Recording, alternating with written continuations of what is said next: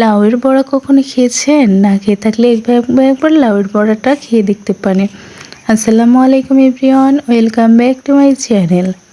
আজকে আমি আপনাদের সাথে শেয়ার করছি লাউয়ের বড়া। খুবই মজাদার এবং খুবই স্বাস্থ্যকর। আপনারা একবার বাসায় ট্রাই করলেই বুঝতে পারবেন।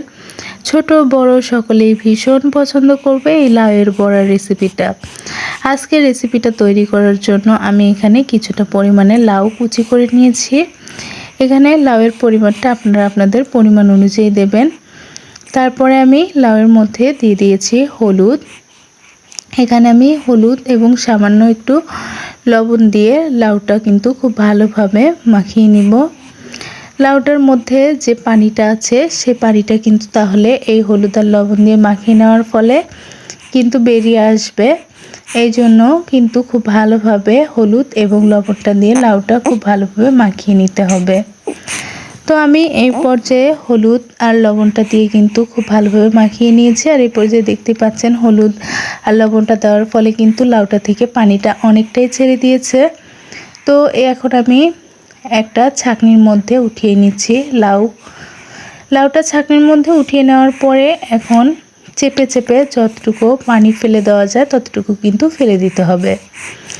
আমি এখন একটা সাইডে লাউটা রেখে অন্য সাইডে বাটির মধ্যে নিয়ে নিয়েছি কিছুটা পেঁয়াজ কুচি আর নিয়েছি কিছুটা কাঁচামরিচ কুচি। এখানে কাঁচামরিচের ঝালটা আপনারা আপনাদের চয়েস অনুযায়ী দেবেন।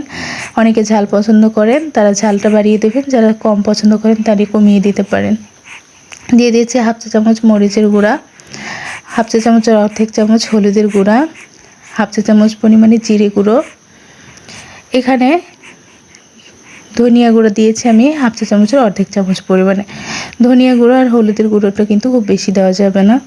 তারপরে দিয়ে দিচ্ছি পরিমাণ মতো লবণ। এখানে লবণটা কিন্তু কম করেই দেওয়ার চেষ্টা করবেন, যেহেতু লাউটা আমি লবণ দিয়ে আগেতেই মাখিয়ে রেখেছিলাম এই জন্য।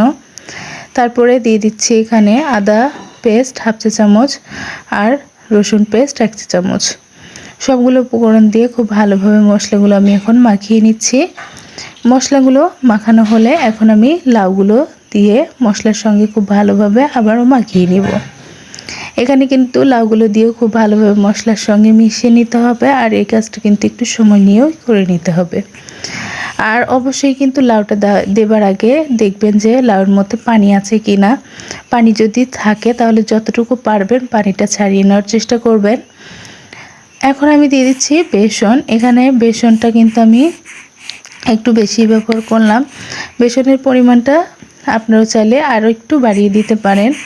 আমি এখানে বেসনের সেভাবে মাপ নিয়ে আমি জাস্ট বড় চামচের 2 চামচ দিয়েছি। এখন আমি খুব ভালোভাবে বেসনটা দিয়ে আবারও লাউগুলো মাখিয়ে নিচ্ছি।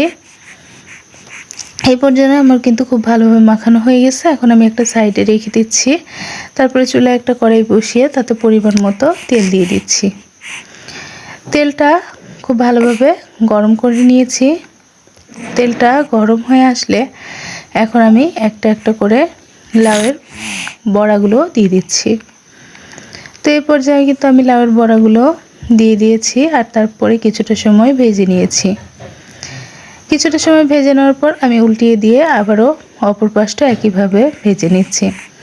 তো বন্ধুরা, আজকের রেসিপিটা কেমন লাগলো অবশ্যই কিন্তু আমাকে লাইক কমেন্ট করে জানাবেন। আর আমার রেসিপিগুলো যদি আপনাদের ভালো লাগে আমার চ্যানেলটা কিন্তু সাবস্ক্রাইব করবেন। এখন উল্টিয়ে পাল্টিয়ে খুব ভালোভাবে ভেজে নিলে কিন্তু লাউয়ের বড়াটা হয়ে যাবে। আমার উল্টিয়ে পাল্টিয়ে ভেজে নেওয়া হয়ে গেছে। এখন আমি উঠিয়ে নিচ্ছি। আর দেখতে পাচ্ছেন দেখতেও কতটা সুন্দর লাগছে। এই বড়াগুলো দেখতেও যতটা সুন্দর, খেতেও কিন্তু খুবই মজার। তো বন্ধুরা, আজকের মতো আপনাদের কাছ থেকে বিদায় নিচ্ছি। সকলে ভালো থাকবেন, সুস্থ থাকবেন। আল্লাহ হাফেজ।